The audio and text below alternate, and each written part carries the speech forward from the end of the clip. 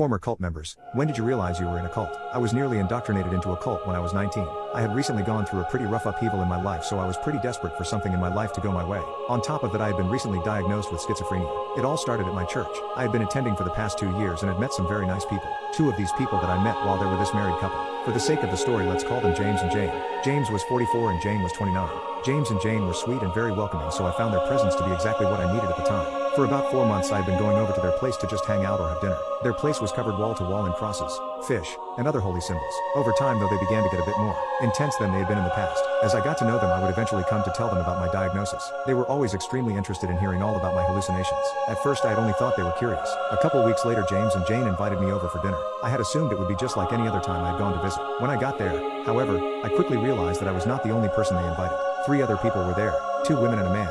James and Jane told me that they were family from out of town and asked if it was alright for them to join for dinner. I didn't want to be rude, so I hesitantly said yes.